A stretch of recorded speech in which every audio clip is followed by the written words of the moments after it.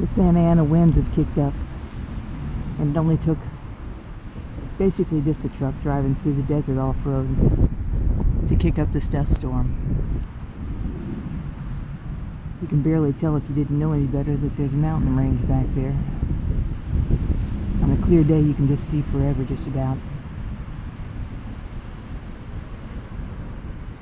See the motion in the trees. It's a little bit better over there.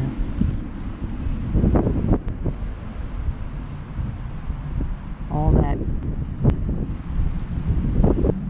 Of course, the Santa Ana winds aren't helping any. Air quality today is funky at best.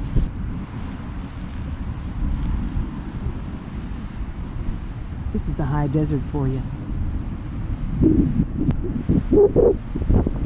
And my camera lens probably has dust all over it. But I'm trying.